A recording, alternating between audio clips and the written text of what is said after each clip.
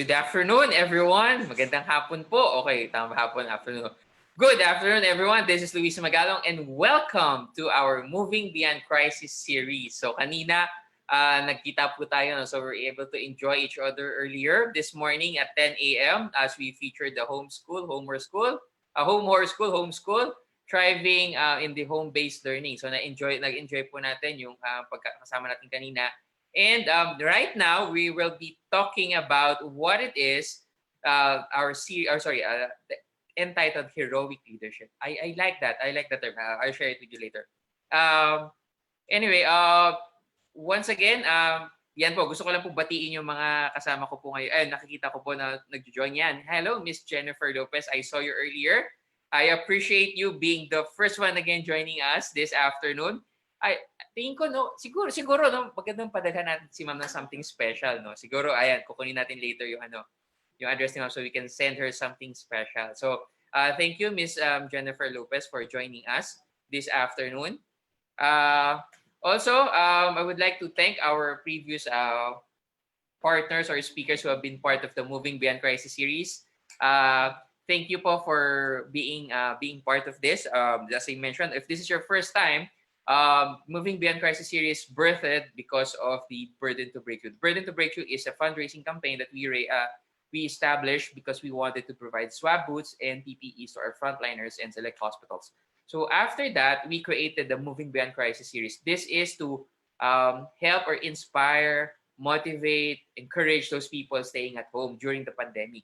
So even after the pandemic, there are people or there are other viewers who have been joining us. So yun po yung encouragement namin. That's why we're continuously doing this. Kasi nakita po namin na, ay, ang galing. Parang we get encouraged. Kanina nga may nabasa, hanapin ko po yung message mo kanina, no? But we're really encouraged because of your efforts in supporting us. But also, thank you for taking time learning. Alam ko po, kayo po ay natututo. Ganyan din po kami. We're learning as well. And this is communal thing. And it's really nice to share the ideas, exchange of ideas. So that's why we featured the best resource persons in the country to share their concepts, frameworks, ideas, thoughts, and wisdom over this Moving Beyond Crisis series. As we always say, MBC or Moving Beyond Crisis will always be free para po sa inyo.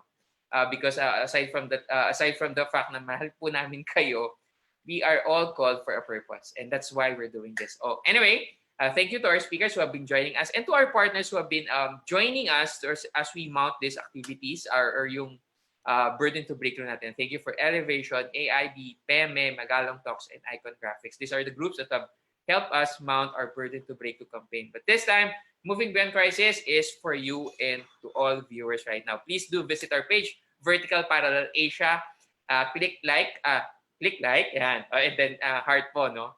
And also, if you've been joining us for medyo matagal na po, I hope you do a review or recommendation para naman po kami continuous na may encourage doon po sa ginagawa natin. So, salamat po sa inyong pagtangkilik. Salamat po sa inyong oras. And nung Wednesday, we had LA. And then yesterday, we have Marlon. And today, we have earlier this morning si Sir Great Mbuti. And then this afternoon, we will have again another talk about leadership. Okay, we've been talking about leadership since Wednesday, and it's nice to know that leadership is still in the hearts of many.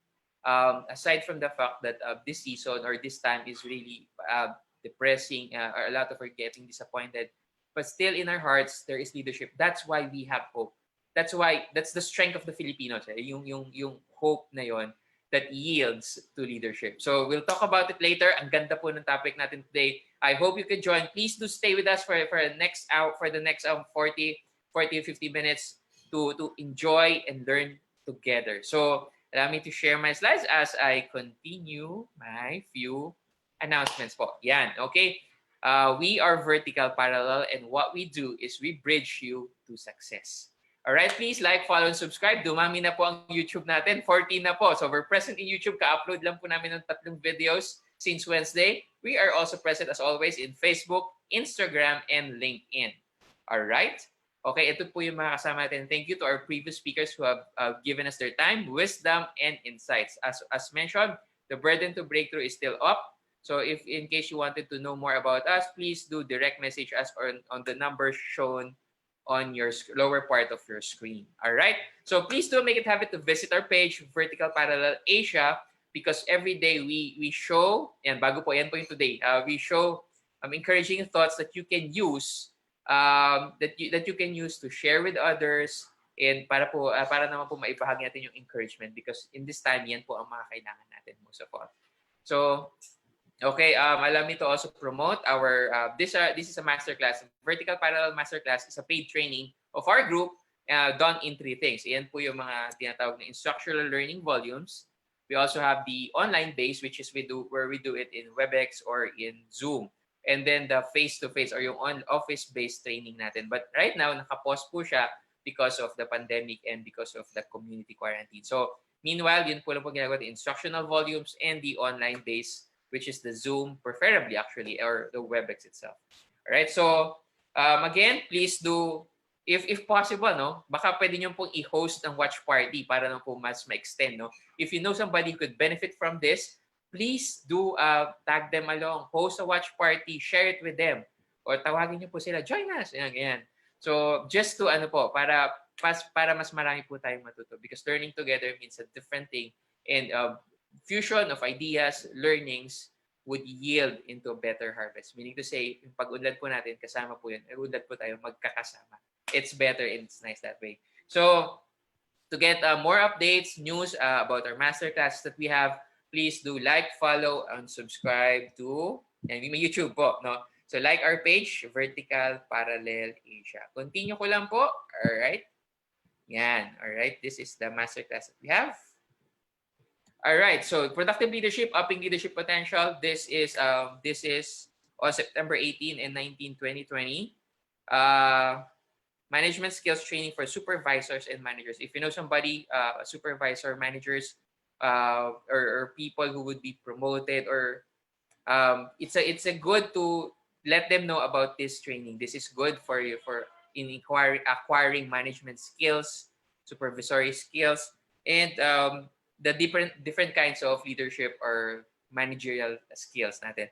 And wala po yung picture ko kanina, no. Oh, but this is a 8-hour learning program, a full course on productive leadership. I'll discuss it later. All right. So outstanding, ito na po, lumabas na po yung bagong poster natin. Outstanding, putting your brand out for the market while standing strong in the midst of competition.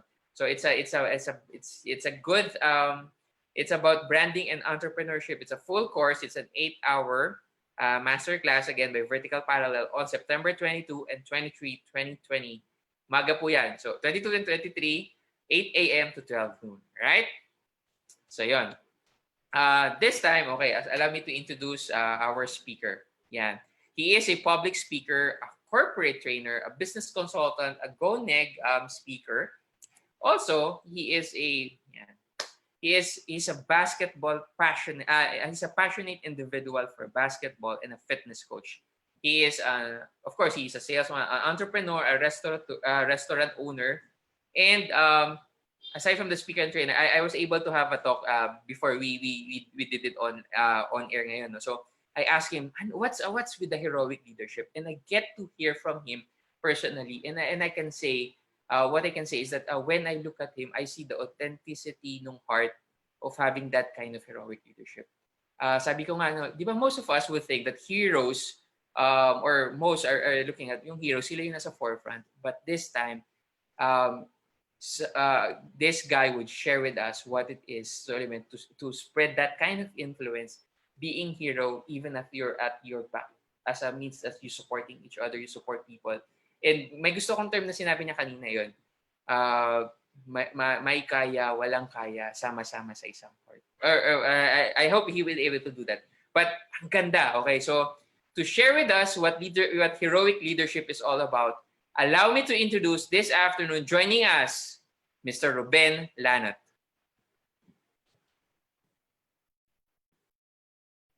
Hi, Ruben. Yan. Hi, Coach Ruben. Yan. Yes. Bro, you're on Ayan. mute. Yan. Yan. Alright. Ay. Ay, So, Luis, kamusta? mabuti, no? Sabi ko nga kanina, nag-usap tayo sa, kunyari, backstage, no? Kunyari, no? But you were sharing about heroic leadership, and I see the authenticity of that concept and framework. So, please do share with us. The online stage is for you, or on you now. Thank you, Sir Alright. Ruben. Okay, sige. While I use pa-share screen, yan. Ay, sorry, yeah. Okay lang. Yan. So habang yung inaayos natin, live tayo. Hi everyone. Amazing afternoon everyone. At lalo-lalo na sa aking asawa and 2 boys na nanonood. Ginamit ko ang kanilang room ngayon. So, thank you. There you go. All right. So, ayan. So, thank you very much again for this opportunity, Luis, and of course, Miss Jenny, and Vertical Parallel Asia, dahil binigyan niyo akong pagkakataon na to speak about my experiences and my advocacies as well. So, di ko na patatagalin. Kaya nabanggit ni Luis kanina, I'm Coach Ruben Lanot. I'm a life coach. I'm a business coach together with the program of Go Negosyo, and also with my restaurants hindi naman po ako nandito para mag-promote, but yung Pino restaurant, Pino Group of Concept is in Teachers Village, and also in Templado, yan, that is located sa Batangas, sa Lipa, and hopefully will be really opening very, very soon, and also our Subic base. So yun, hi. And I'm a basketball coach, kaya tinawag nila akong coach kasi I'm also doing basketball programs. And yun, so I have my own basketball clinic together with also with programs ng katulad ng Alaska Power Camp and FEU Basketball. So si Coach Ruben will be talking about more on heroic leadership. Siguro it's very timely dahil by Monday, we'll be celebrating also the National Heroes Day. And later I'll be discussing also bakit ko siya na-touch talaga na bakit malapit na malapit sa puso ko itong heroic leadership. But if you can see, I would like to jump off from the message ng President of Ateneo Community, si Father Jet Villarin, nung in-address niya yung mga graduates ng Ateneo Grade School. So, you know, it was really different because naging virtual graduation ceremony, and for me as a dad, talagang gusto mo talaga makita yung anak mo na aakyat and to receive their diploma. But because of the crisis in the pandemic, everything changed. And maganda yung message ni Father Jet Villarin. That's why I want to echo this to everybody, most especially po sa atin lahat na nanonood at nakaka-experience sa mga challenges sa ating buhay. So, naging point doon is really about a heart to hope, a heart to help, and a heart to lead. And this is very touching sa akin kasi talagang as nung experience ko, nakita ko yung anak ko na nag-graduate, talagang it really gave me another motivation to really move forward despite of the crisis that we're having. So as I start, a heart to hope. So I'll show you this video, and I hope everybody would watch. And ito po.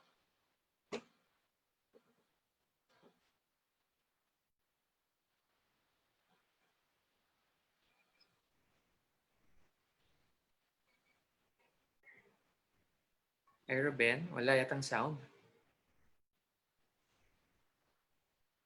Ruben.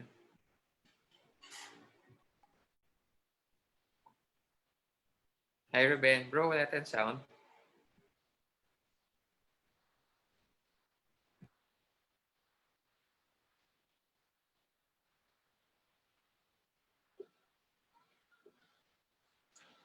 Okay. Walang sound? Okay. Share screen again. Okay. There you go. Take 2. Yan. Sino bang matatawag na bayani? Ang bayani ay handang ialay ang kanyang taglay na lakas, talino at galing. Upang mapabuti di lamang ang kanyang buhay, kundi pati ng iba.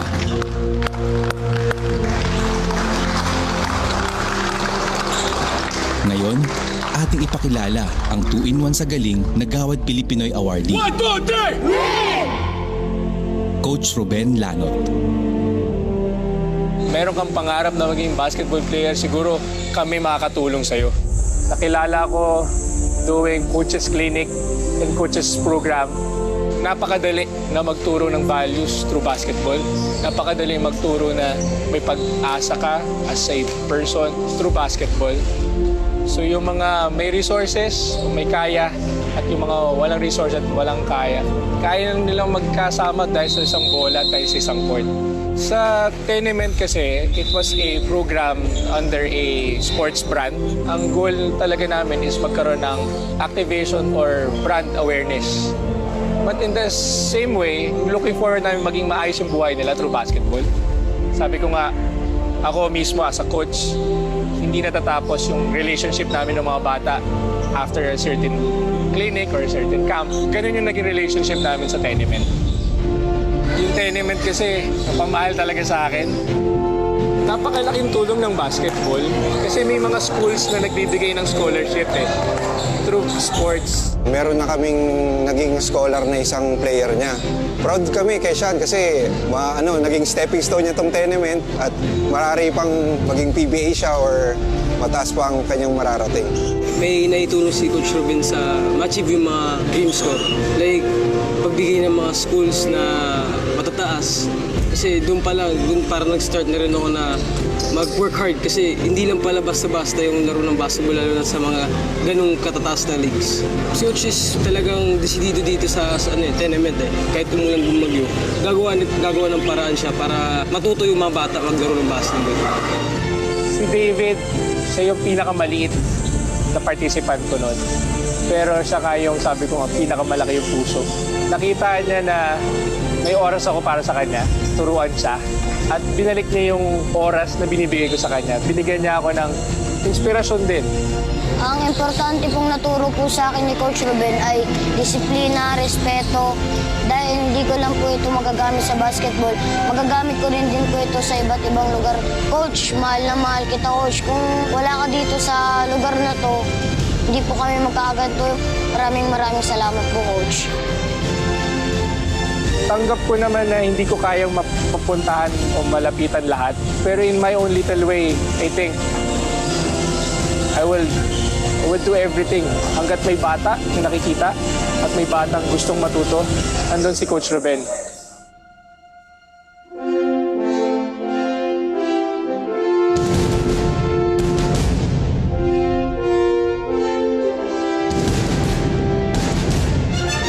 Ako si Ruben Lanot, isang basketball coach.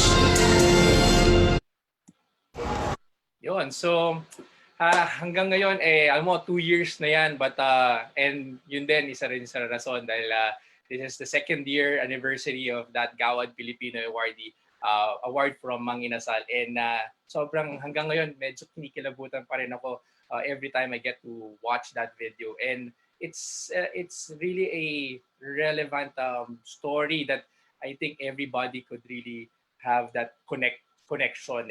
So, hard to hope, especially this time of crisis. And I salute Vertical Parallel for having this Moving Beyond Crisis series that it gives a lot of hope to people. Yun yung kailangan natin ngayon. And I just want to share with you that ano ba yung hope? Kasi lalo ngayon, ang dami na talagang sabihin natin hopeless. But some people would say imposible na they would really move forward to the next to the next normal or to the next challenges kasi ewan ko nawala na rin syempre ng resources, nawala na ng trabaho and everything. So people would say it's really impossible. But a good mentor nga na nakasama ko rin po sa Go-Negosyo na sabi niya, si Sir Ray, saludo ako Sir Ray, sabi niya, Ruben, yung imposible, ang ibig sabihin niyan is 1 million possibilities. Sabi ko, wow, if that is the kind of mindset of people, it's really about having a future. It's having a great future ahead of you. It's giving us hope that, oo nga, this time of crisis, there's a lot of possibilities. And it's up to us to take those opportunities. Kaya ako, sabi ko nga, if I always tell to my participants, to the people that I get to talk to, first is you need to hope and you say yes and have the positive mindset. Just this example lang. If you're able to watch that short video, si Sean Palado, he was a very, nung time no, he was a skinny player and pero talaga nakakatuwa yun, hindi siya nagme-miss ng mga practices namin. And 2 years ago also, or a year ago, LeBron James, nagkaroon po siya ng isang program, nagkaroon ng ad for his new shoes. I think it's that is a Gimat. And nakikita niyo sa picture na ngayon, Sean, a player from Tenement, became the face of the Filipino people. Siya po yung nasa muka na kasama niya si LeBron James. Di ba? What are the chances talaga na, wow, di ba? These are the wow things that makikita mo as a coach, and as a player, and as a friend. And I really would admire this person that talagang he's really striving. He's right now a scholar because of basketball. And galing ako. I mean, maraming salamat, Sean, kasi talagang pinabilib mo kami. And another person that really pushed me and really motivates me in terms of this kind of crisis is itong batang to. Wow na wow. He's just amazing young entrepreneur. Si Roberto Orlandes. Roberto Orlandes, nakasama ko sa isang talk for Tondo Football Club. From Tondo Football Club. And then nagkaroon kami ng experience, nagkaroon ako ng usapan na. And nasabi niya sa akin nung siya'y bata pa, nung siya po ay nasa Tondo, papasok siya ng eskwelahan. And papasok siya ng eskwelahan, hinarang siya ng 2 painante or driver din ng isang truck. Sabi niya, huwag ka na mag-aral. Sumama ka na sa amin, bibigyan ka namin ng trabaho. Di ba? Sabi sa kanya nung siya'y bata pa. Alam mo sinabi nitong batang to, kaya napabilib talaga ako lalo sa kanya. Sinabi niya doon sa 2, Kuya, kaya nga ako lalong mag-aaral, kaya nga lalo ako magsisikap kasi gusto ko magkaroon ng mas magandang buhay. And totoo, after that, it was a game changer for him. Right now, he's a chef. He studied and graduated sa isang prestigious private school na Enduran. He became the captain ball of their football team, naging Philippine team pa. And right now, he's a budding entrepreneur. He created this companion. Ito yung isang lalagyanan ng mga bola and he's giving back to his community. Tinutulungan niya ang mga community rin also in Tondo. And yun yung sinabi niya sa akin Coach, ang pangarap ay natutupad habang tayo ay gising at lumalaban. And that is the spirit of hope that I want to share with you.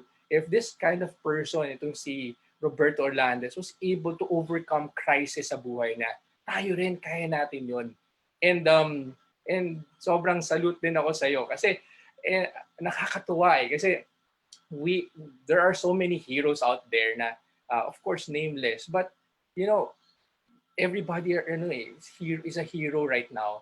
If you're the father, if your mother, brothers, sisters, lalong-lalo na ngayon sa mga frontliners natin, ang mga ating bayani, ang mga proud na proud kami sa iyo and pinagdadasal namin kayong lahat, mga dear frontliners. And of course, ano yung next, di ba kanina, a heart to hope. And this time, it's a heart to help. It's, sabi nga nila, yung pagtulong, it's not really about monetary eh. It's really about your time, about your talents, about your energy na meron ka. And I'll show you another video about a heart to help naman. Yan.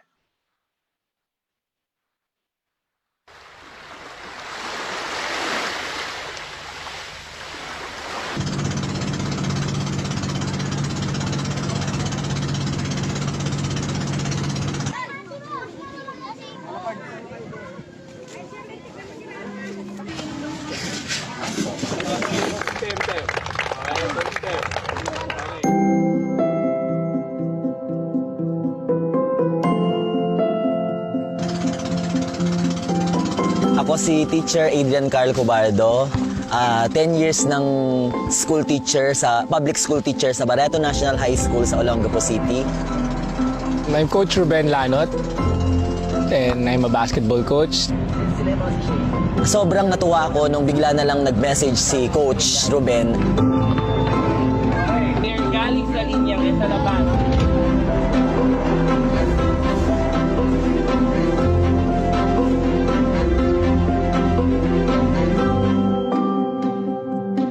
I think if we have the strength in numbers, it will create more impact. And I started with messaging Teacher Adrian and Dr. Jim Sanchez na maybe we can do collaboration. Unang-una, nakikita ko na maraming bata ang nangangailangan ng katulad namin ni Coach na may puso talaga sa mga bata. Hindi ibig sabihin na malayo sila sa city or hindi sila nakapagtapos, wala nang pag-asa sa buhay or maging successful. Simulan natin dito sa mga bata at gusto kong ipamulat sa kanila na napakasaya ng daigdig. Marami tayong dapat ipagpasalamat sa Panginoon, marami tayong dapat na i-share.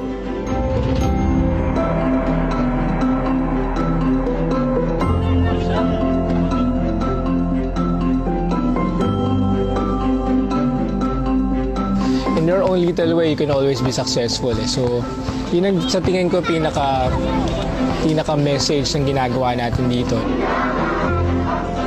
At kapag balang araw nakapagtapos sila sa pag-aaral, masasabi nila na sila yung mga tunay na bayani sa kanilang pamilya, maging bayani rin sila sa kanilang paraan.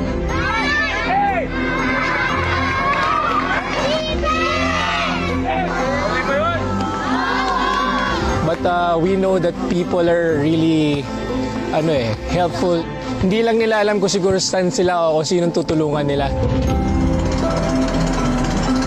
Ipasa natin ang pag-asa, ipapasa naman nila yung pag-asa hanggang sa ang buong mundo ay maging masaya.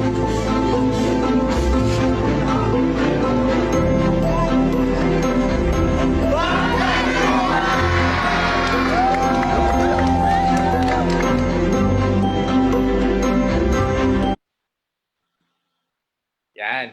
So, sobrang itong taon to, it's really more on a heart to help. Teacher Adrian Cobardo, the founder of Bangkarunungan, syempre dahil sa pandemic, hindi siya makapunta sa mga tinuturuan niya sa iba't ibang isla ng Zambales. But me and together with Teacher Adrian, I'm very, very proud to say that we will be launching, di ba, Sir Adrian, Sir Adrian and together with Bangkarunungan will be launching the online storytelling session, di ba? So it's going to be an amazing journey as we touch base more on the young kids, young athletes also, na kung saan nagbibigay tayo ng additional pag-asa and additional help. And if you want to support, check out Bangkarunungan ni Teacher Adrian Cobardo na magkakaroon po siya ng mga storytelling classes.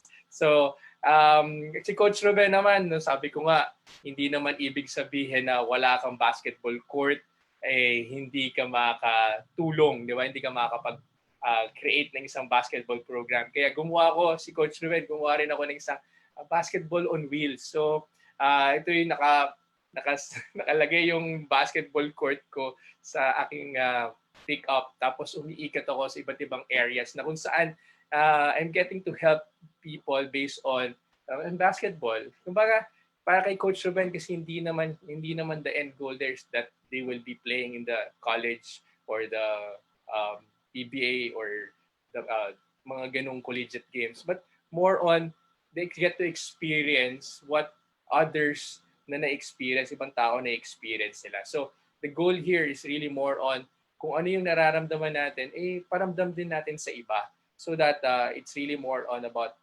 inclusive na tinutulungan natin ang mga tao. And it's not going to be monetary, it's really time and energy. And the last would be a heart to lead. A heart to lead. I want to share with you about heart to lead. It's for me, it's about interest versus commitment. Bakit? Kasi pag sinabi ng ibang tao, Ruben, you get to lead this. So people would think na, ano ba, interesado ka ba dito dun sa pagli-lead nito? And if it's going to be like an interest lang, interesado ka lang, it wavers eh. So nawawala yung passion, nawawala yung energy nun.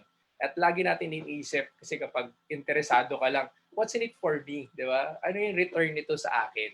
So I would challenge everybody, I would challenge all the viewers there na when you want to lead or you're given the opportunity to lead or you really, kumbaga, you want to take that leap to leading, you need to be committed. When I say commitment, it's going to be continuous. It should be consistent in terms of helping people. It's more on leading people. So yun yung sinasabi nga namin na it's going to be genuine in terms of your purpose. As I would take note also from a good mentor na sinabi niya sa akin, Ruben, ano bang ibig sabihin ng ROI? Ang alam ko nun is return on investment eh. Pero sinabi niya, ROI, if you have the genuine commitment and genuine purpose, it would relate to relationship. So if you think that leading would help create a better relationship, then go and lead. Sinabi niya rin sa akin na ang O is outcome.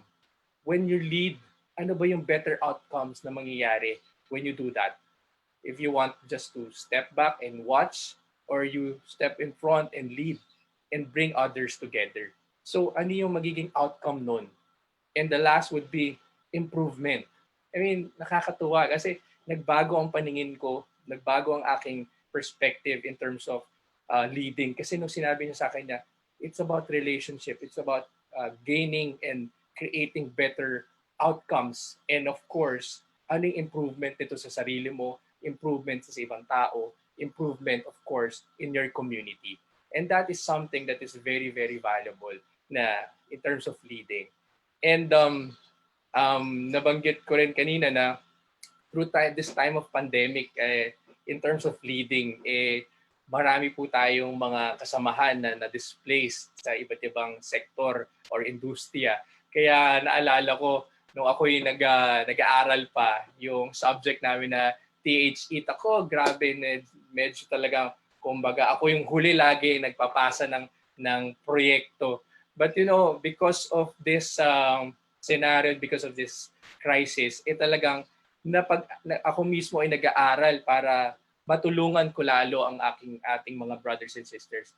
And ito dahil dito ay nabuo o nagkaroon po ng social enterprise ang pangalan ay Car Planteros. Ito yung mga displaced na skilled maintenance workers from iba't ibang industriya sa schools and even sa mga restaurants na kung saan tinutulungan namin together with my partner who is an architect, si Rogin. Hi Rogin.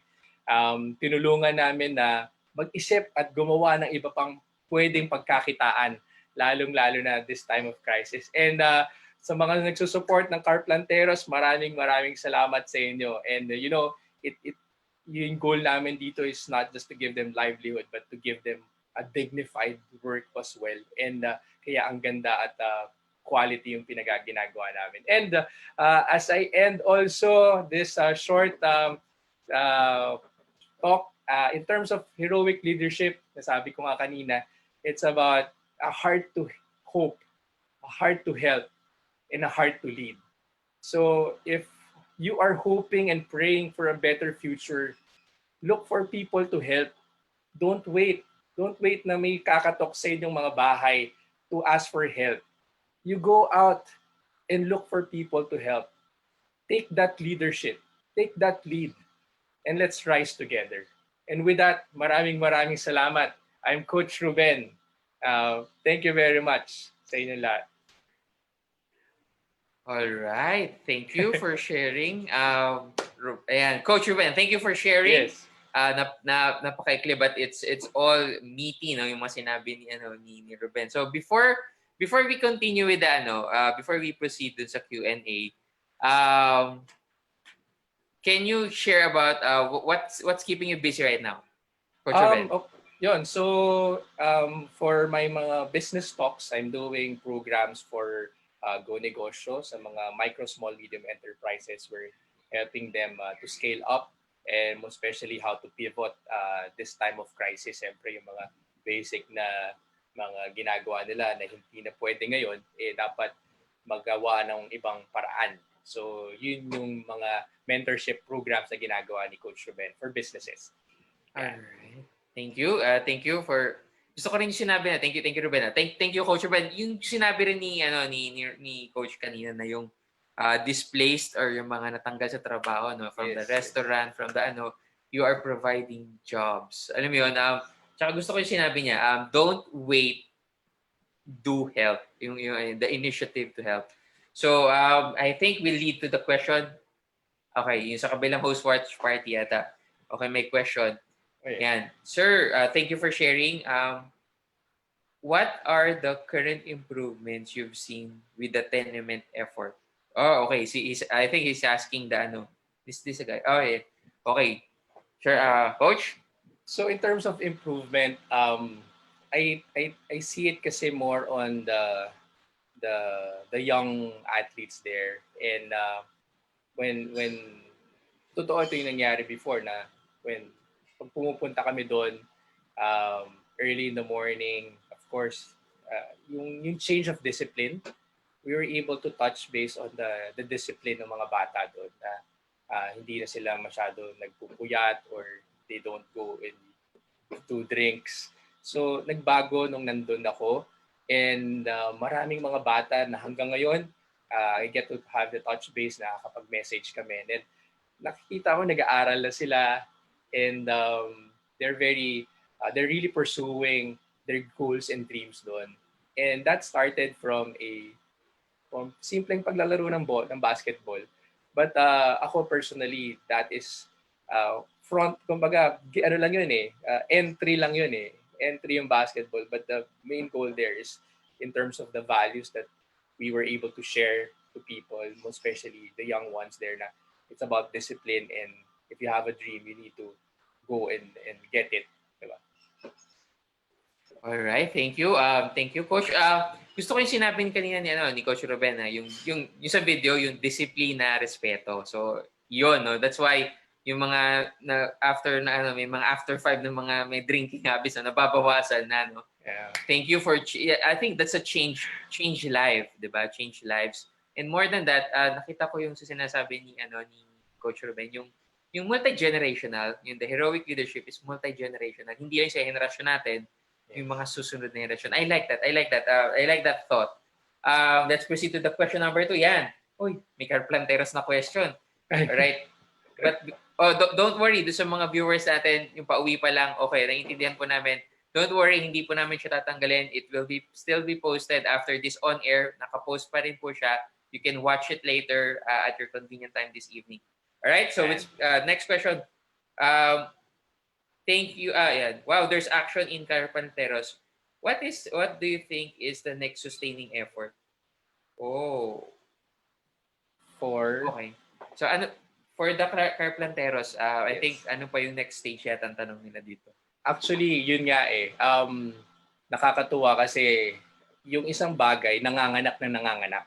Ano yun? So, if you see an opportunity and you have people that is very skilled, pwede mong paglaruan yung pwede mong paglaruan yung imagination and creativity eh. So, you know, so in terms of that car planteros, so gumagawa na kami ng mga, of course, mga premium racks, and ngayon, there's somebody po na doon sa area namin nagtanong, gumagawa rin ba kayo ng mga customized appliances or customized furniture or customized yung mga gamit-gamit. So siyempre ako, sabi ko, oo, kasi lagi nga ako si Coach Ruben, laging si yes eh, yes to possibilities eh. So right now, we are crafting a a yung mga lalagyanan ng mga hand sanitizers for establishments. So it's another revenue stream that we're looking into that is going to be sustainable in the next months and years to come, kasi talaga this crisis, hopefully, and we're praying that maagang matapos, but it will be definitely be here for the next 1-2 years. So, and maraming kaming mga next projects for this, and hindi lang siya basta niche market na for mga plantito at mga plantita, but we're creating different equipments so that mas marami pang pwedeng mabigyan ng trabaho at mas marami pa kami pwede pang gawin with that.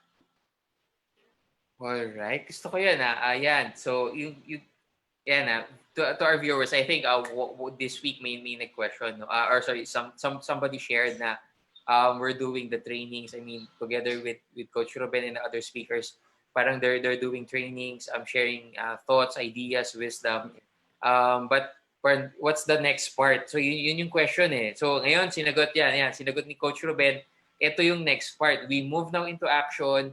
Yes. Gusto ko yung sinabi ni Coach Ruben na you don't wait, you help.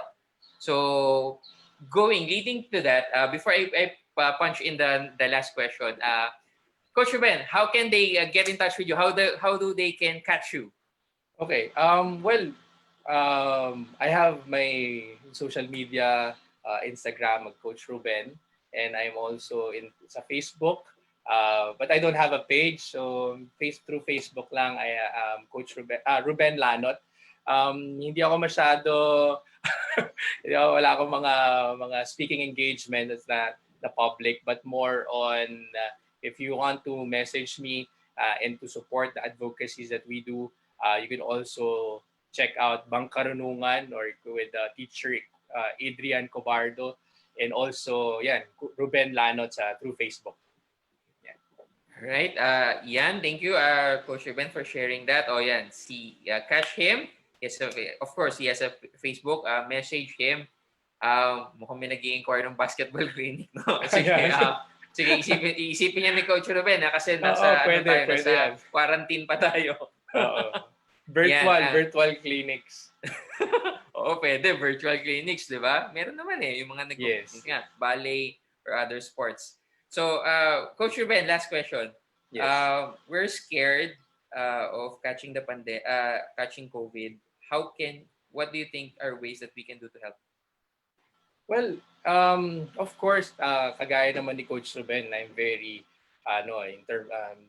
very critical with regards to safety protocols. Talagang I make sure na dapat nating gagawin yon, kasi with that, I think maraming ways.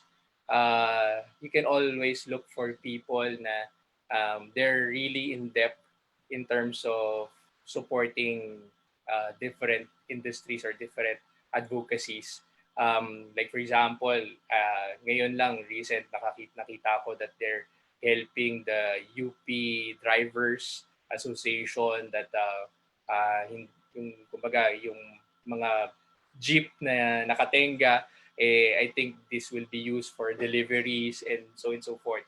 So in terms of support, I think in terms of helping, maraming ways eh. So sa tingin ko, best way to do it is ano ba yung interesado ka rin? Ano ba yung pwede mo masabi na you can have a thumbprint in terms of helping. So in terms of your passion, in terms of your likes, in terms of your creativity as well, maybe you can touch those things, then let us know. So we're here to help you.